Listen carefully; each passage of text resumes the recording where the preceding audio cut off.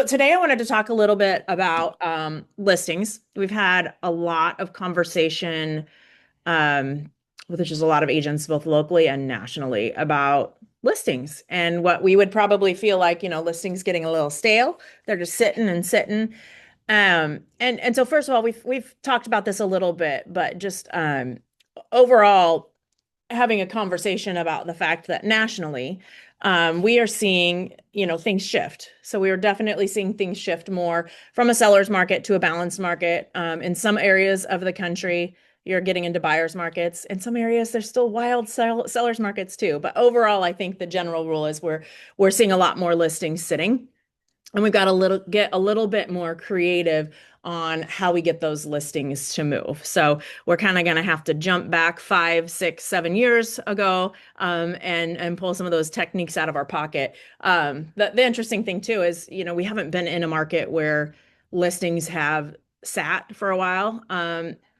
Since really before the time where things like Chat GPT and a lot of technology, like there's a lot of technology that has come along since those times too. So even the way we used to look at listings and trying to get listings to move is quite different from, what we would do today. So wanted to have a little bit of a conversation about that. And I guess before I get started, how many of you on this call, give me a thumbs up or I don't know, put something in the chat here. How many of you guys have listings right now that probably need to move or you're praying will move?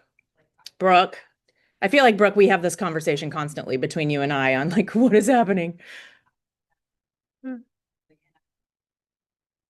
Perfect. Yeah, all the time. Yes, yes.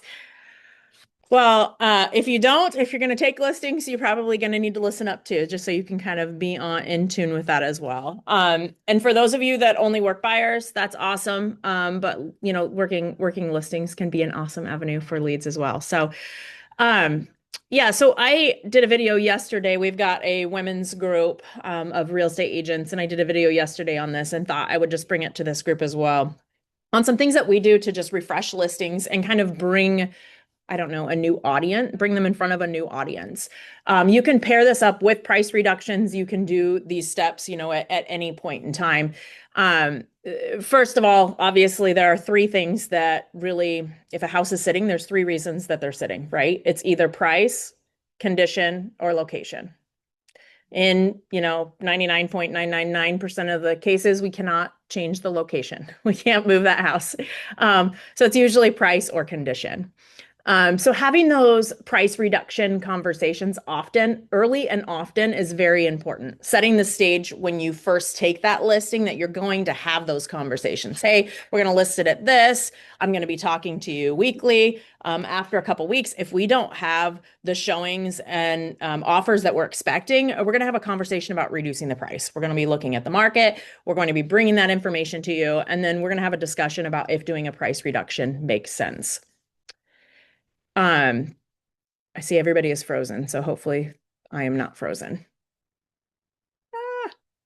The three reasons. Did you guys hear me when I was talking about the three reasons that listings tend to sit? Price, location, condition. So having those price reduction conversations early and often, making sure that we are setting that stage early on. So that expectation is set early that, hey, I'm going to have this discussion with you if we're not getting the traffic that we expect, if we're not getting offers. That just makes it so much easier. And then condition, obviously, I like to have condition conversations before we list. Sometimes it takes people a little bit of time and a little bit of feedback to be willing to do the things that they need to do. So just having those conversations about condition as well are going to help you. But let's say you've had those conversations and now we're either ready for a price reduction or we just need to mix some things up so that we can get some more attention on our listings. What are some things we can do? The first thing that I like to do is go in every couple weeks and switch up my pictures. So it would be the order of my pictures. It might be the number of pictures that are out there. But the number one thing you want to make sure you do is you change that first picture. That's the really important part. And then you're going to pair that up with changing the description in the listing itself as well on the MLS.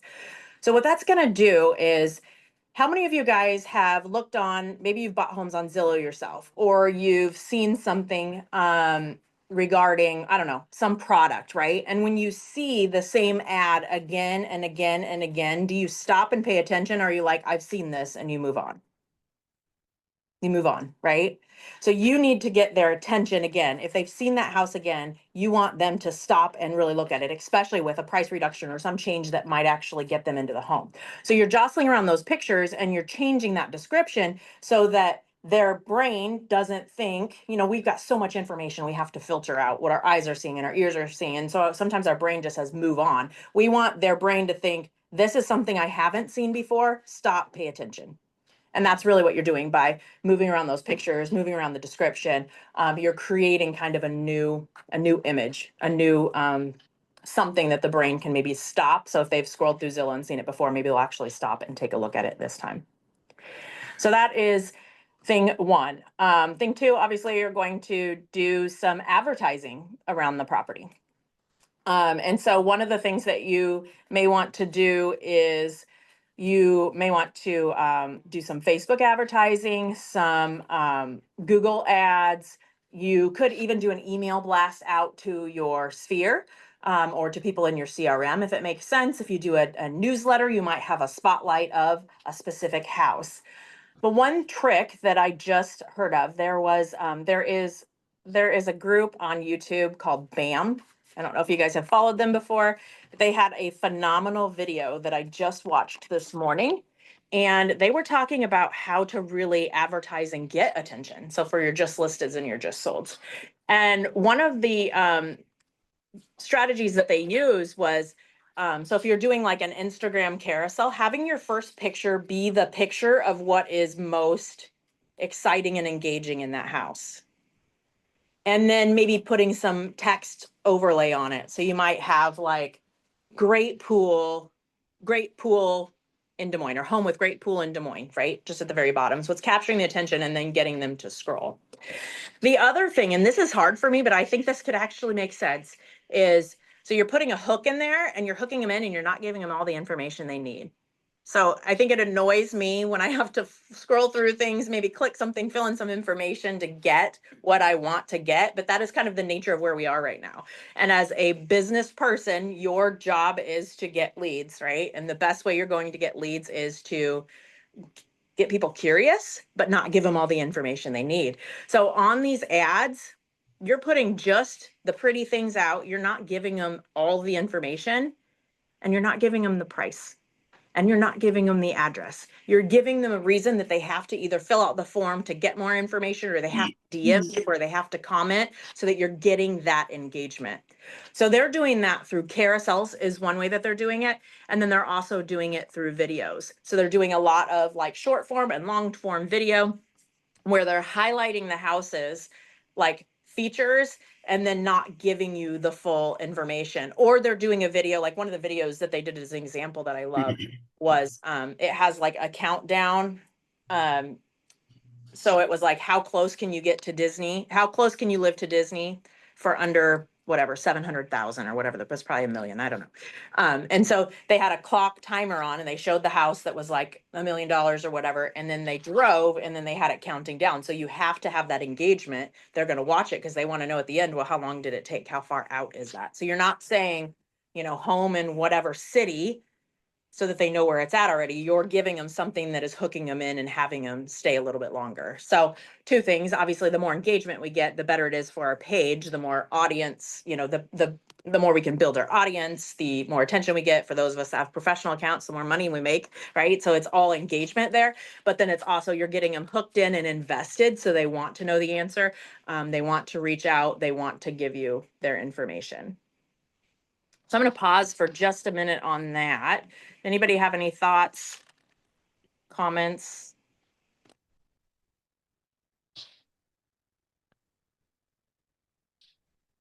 Everybody's quiet.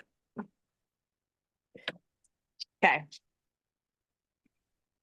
So I think really the big thing here is to just get creative and do different things so that you are able to attract additional attention. Get some eyes on that property and get things moving again. Because right now, if you're just doing the basics, if you're just putting a sign in the yard, If you're just doing a generic, just listed post, that's not going to cut it. There's a lot more that has to happen to get a house sold. The other thing that we talked about too was pairing things up with an open house. So how many of you guys are doing open houses pretty regularly right now? Okay, good. So how many of you, when you do an open house, put at least 10 signs out? Yeah. Go, Audra. Okay. So this is a strategy that has worked well for many of our coaching clients, and it's really creating an event out of your open house. And that doesn't mean you have to go and pay for vendors, or you've got to like have this big, investment of dollars in your open house. It's more about just making it more like an event, making it feel like something big that people want to come to. So one of the ways you can do that is with signage. If you're putting out, like we have arrows, will you grab me an arrow, Mom? We have arrow signs, open house arrow signs. I'll show you guys here in a second that are meant to grab attention. And you stick 2, 3, 4 of these in the yard, and that's going to get attention. It's not so much about getting people to the house as it is about branding and attention. You guys probably can't see these because of the Zoom, but we have they're neon yellow and they're arrows. Mom, here, it's good. Thank you. So you're going to put multiple signs in the actual yard of the property you're at, and you're going to do the same thing along corners getting to that property, especially on the major roadways. And this is going to do two things. It's going to help you with branding, right? If you've got branded signs and people are seeing them everywhere, they're like, dang, they are everywhere. And if you're doing them in multiples instead of just doing one, then it again triggers the brain psychology to go, what is going on? I've never seen an open house with this many signs before. This might be something that we want to check out. So it's just one of those things where it's getting into and like hacking the psychology of a buyer and trying to get them into the property. Now, also, of course, when you're doing open houses, you don't want to just put it on the MLS a few days before. You want to give it at least, 3, 4, 5 days to be on the MLS, to have people see that property ahead of the open house. And then you want to make sure that you're advertising on Facebook. So I'm not sure, obviously it gets a little bit difficult when we're a national call, right? So everybody's across the country there, but here locally in Iowa, we have a lot of Facebook swap pages that we can post in. And I have found that a huge percentage of the people that come to my open houses, when I ask them how they heard about this, it was from a Facebook swap page. It was either from a Facebook post I made or a Facebook swap page. So we get a lot of traction from that. Got to be, a little thicker skinned in terms of like, there's some swap pages where if you post them, they kick you out. You get people all the time that are like, that's priced so high, no one's gonna buy it. Like you get some nasty comments in those, but it does draw a lot of attention. And I would say that's probably one of the keys to being able to get people into. Every one of those comments continues to push it to the top. So Yeah. engage, just say, hey, thanks for stopping by. What would make sense for you? Yes. Yeah. Yes, Oh, I'm talking to everybody. Let's go. We're talking.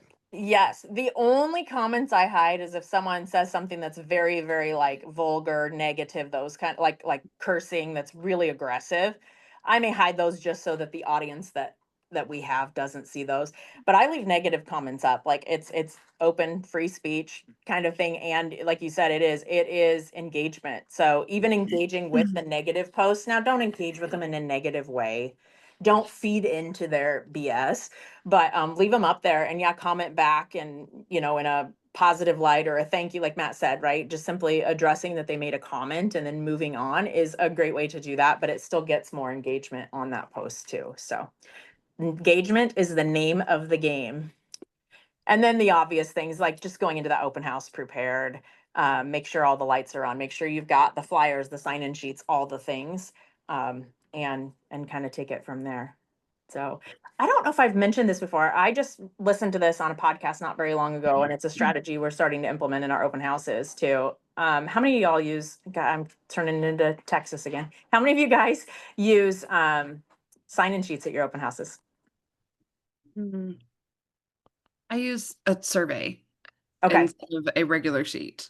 And surveys have worked well for us too. I do like that. But a new strategy that I heard that we're starting to implement is the post-it note strategy.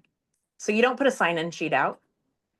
You're letting them kind of walk around. You're not really like attacking them and following them, right? You're introducing yourself and saying, hey, when you get done, I'm going to let you look around the house. When you get done, could you just come back to the kitchen? I've got just a couple questions for you.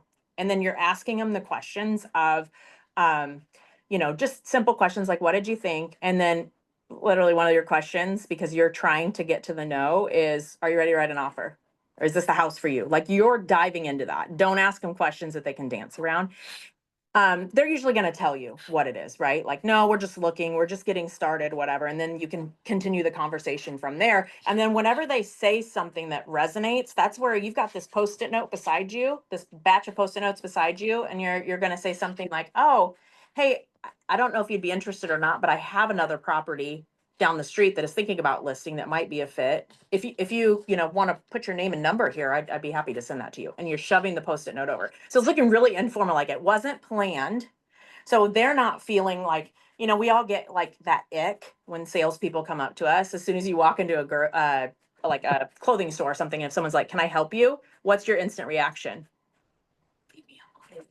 Take a hike. I don't need We help. yeah If you we need help, even if you're like, I don't know where the women's clothing section is, I'm going to figure it out on my own because I am not going to have a, you know, yeah. over like salesperson just barfing all over me. I don't want it.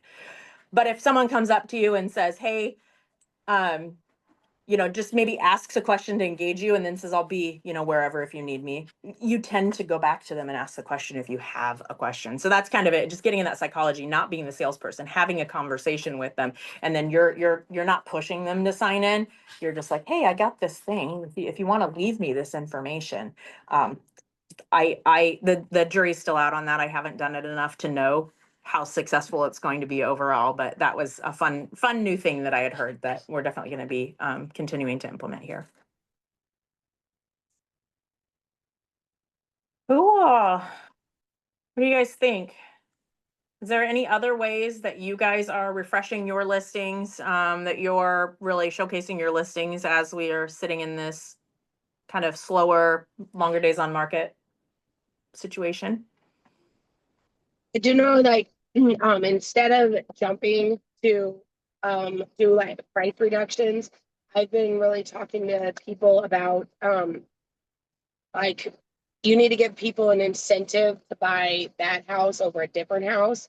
And sometimes it's really not price because I mean, I'm probably talking to everybody on here that knows a lot about like how a little bit, like even $1,000 doesn't make that much difference on their monthly payment. But if you did do a $5,000 price reduction, that doesn't really save somebody a lot of money versus doing like a $5,000 in closing cost credit. So I've told a couple of my clients I would just like drop it just enough that it refreshes. But I would then just do like I would try doing a offer them that you'll buy down their rate or you'll give them closing cost credit or whatever it is. Like just offer them like $5,000 in credit instead of doing like a price reduction. And I've I was able to get a couple houses moved from that, and it was the buyers immediately took the 5,000. They were not like I would rather have my price be $5,000 cheaper. So I do Yeah. think it helps, but I still have three listings that are sitting on the market, so it doesn't work. But my sellers didn't want to offer them the credit either. So Yeah. I don't know, it was just a suggestion, but I definitely think you have to like give people an incentive because if you have like one of the houses that I did get sold, there were three houses in the neighborhood that were the exact same floor plan for sale, and they Yeah. were all sitting. Right. You have to have those conversations about how to stand out. And I like your Yeah, idea about incentives. I think they're hit or miss depending on the situation.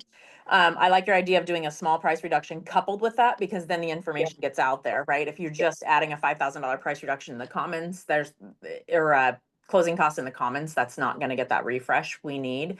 And I think it depends too.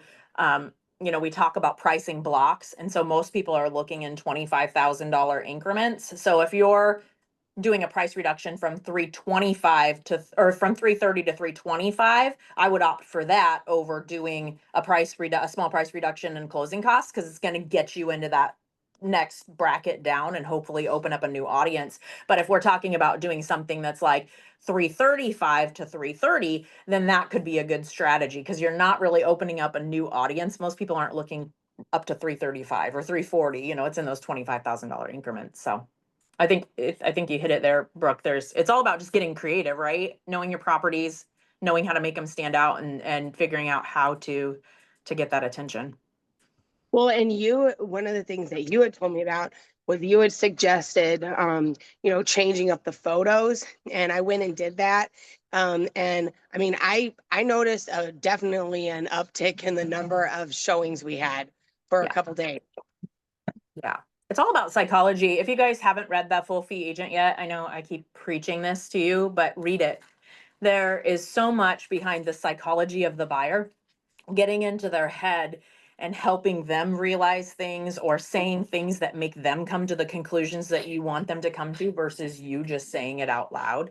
So it's all about just making those little subtle changes that can draw in a new audience. Anybody else? Does anybody have listings coming up soon that you're getting ready to take? I do. I have one next week. Awesome. Is it a good one? Or is it going to be one where you're going to have to get creative? Well, it's on a main road by us, but it's 6/10 of an acre, and it has a 2-car tandem garage, and it's completely beautifully updated. So I'm kind of interested to see like what, and when I say main road, I'm talking about like, it's a road called Telegraph, and it's like, 2 lanes on each side, center turn lane, like it's a big road. And while that might be deterring from a listing perspective, that sure is a great opportunity for you to get your branding out there. Be bold and be crazy. Yeah. And No, actually, when you were talking about making it more like an event, I'll usually do like 5 or 6 open house signs. I don't usually do 10, but I was like, I think we're gonna bring out the whole ones with the like waving fabric. The little dancing dudes. Oh. Sorry, contractors working. It's loud. Awesome. Audra, do you have anything to wrap it up with? I was gonna say, back to the signs, you can never have too many, ever. You want people to notice you. You want people to be like, what is happening around you? Like, even if it is, you have a street and you've got like 5 signs here and 5 signs here, and then signs all the way down the street. You can't have too many. I used to, when I was doing open houses every single weekend, I would track on my survey. It always asked where people came from. I would track those numbers so I could see, okay, where do I need to spend more time or advertising or whatever? And like 88% of the people came because they saw the signs. So I just started doing more signs and I would get more people. But I will never do fewer than 10. 10's low. Get it up to 20. I know it sounds crazy, especially I think here in Lubbock, Texas, where we're 280,000 people and we're kind of small town, big town-ish. Put out a ton of signs. Make people stop and see you. Make people aware that something is going on. Yeah. If people are talking about you, whether it's positive or negative, they're still talking about you, right? Exactly. And so I think you can't do wrong. There might be people like, oh my gosh, I can't believe they put out so many signs. There's going to be other people that are like, Audra's killing it. I see her name everywhere around town. Sometimes it's fun to add balloons too, to get attention, especially if it's on a busy street and you're trying to get them in, or, Yeah. to get the place. Yeah, definitely. So if you guys heard my mom, adding balloons, adding something to like get attention. It's that same concept that we use for hooks, right? The visual hook. Hook them in. Yes. Don't just show up and put a sign in the yard. It No. be there. So. All right. Well, we are over time, so we will see you guys on Friday. Bye.